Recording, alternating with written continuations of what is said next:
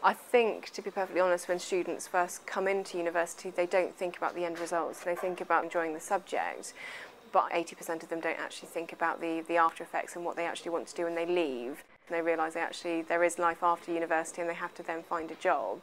I think at that stage they then become enthusiastic about it, but I think it's one of those things that probably needs to happen an awful lot earlier. Now put yourself in a position of an employer. Later on you have two CVs in front of you. One is a new graduate with a year's worth of relevant experience and the other one isn't. Which one are you going to take? Which one is the safer bet? Which one would you... There were so many things that I didn't give a thought to before. These are small things that people notice. My manager actually told me that the fact they saw I had 12 weeks of unpaid work experience meant they knew I was enthusiastic about It's very much, and I was being more willing to try out new things and be more daring. I mean, obviously, making tea, keep people happy all day. It was the fact that I did the ground round. On my first day, I felt really, really nervous. So many elements that are really important that don't even occur. This is a major decision. It's going to cost a year of their life. Plainly, they have to be keen to do this.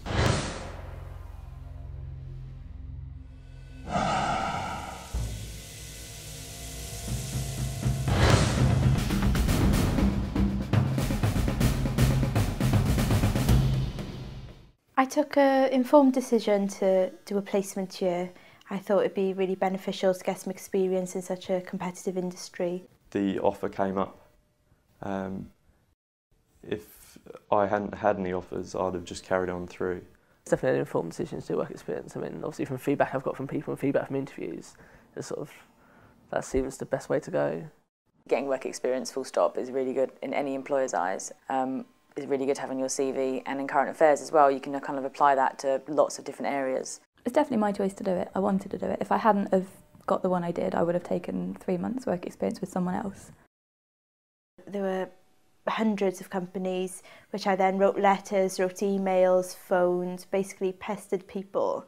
It's very much luck is an important aspect of getting a contract. Balance is absolutely key in getting a job in the creative industries. I had a response from a company inviting me for an interview for a position with them for a placement. Before the interview, I obviously look up the company, who the interviews for, see what programmes they make. Obviously try and watch some of the programmes, because in most interviews I've had, they ask if I'm familiar with their programming and stuff. They always ask you in interviews about their company and about what you know about them. I didn't prepare anything for that. To be in an interview scenario, I was quite nervous. Interviews for me are extremely scary. You have to impress the people you're going to interview and you have to show enthusiasm. Like I said, it's more of an informal chat than a full-on interview. It was okay, it was pretty relaxed. Terrified.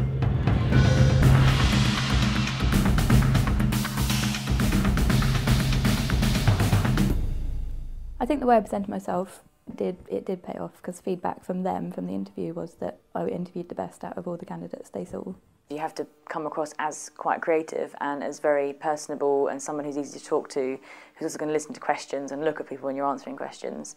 Obviously dressing really, really smartly helps. My first few interviews I went to, I would go in a suit and stuff, and I'll turn up at the interview and the person interviewing me would be in a pair of jeans, a t-shirt and a pair of trainers. I think what they were really looking for was the fact that I could do the job straight away. In hindsight, for the first interview I went to in London, I wish I had done more preparation, because I felt like a twit coming out and I hadn't really done that well because I didn't know much about what they did. So that probably then helped me prepare for the other one. I think by not preparing, I avoided some of the kind of panic by having to try and think of every possible question they could ask me. On my first day of placement, I felt quite nervous, as I presume most people will starting a new job. It was quite overwhelming. I did feel like in at the deep end, definitely, but I sort of knew that in time I would be up to speed on things. I was really excited on my first day, enthusiastic. I felt I was going to have a good placement.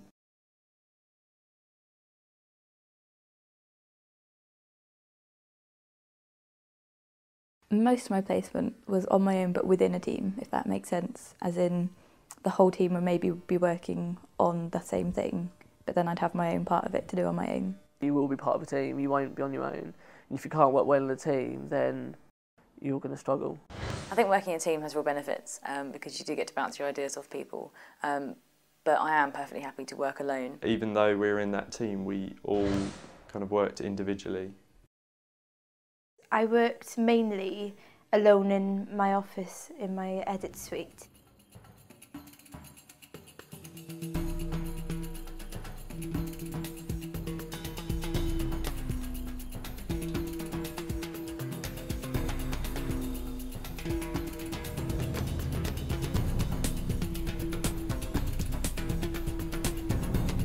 Definitely working from the bottom would be scary to do it, but practical in other terms in that you're going to get the experience, you're going to learn everything on the way up.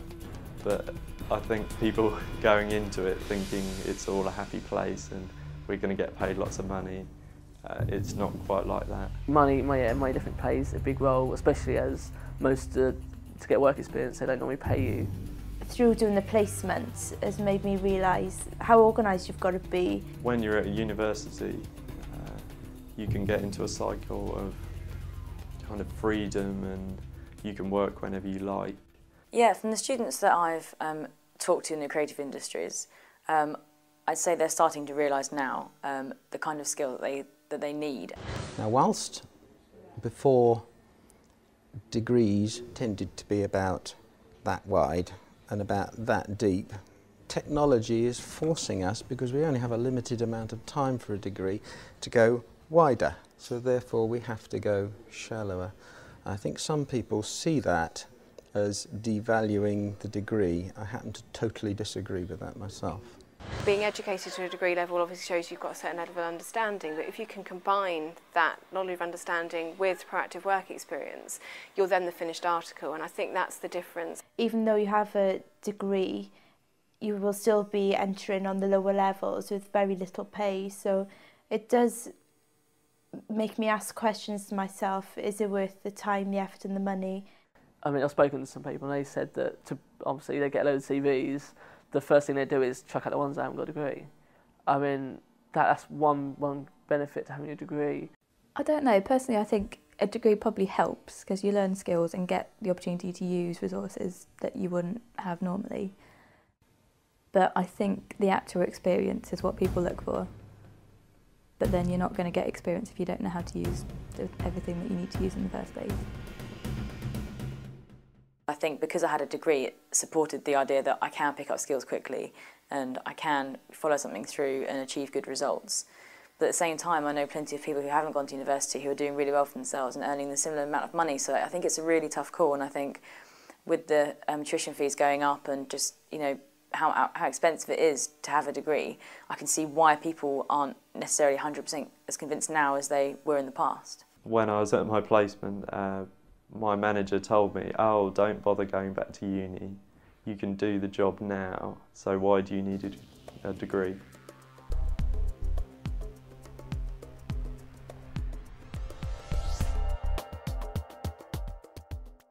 Would I ever tell a student not to get work experience? No. Oh, no. No. I would never tell a student not to get work experience. As far as I'm concerned, there are no minus points to taking a placement in industry.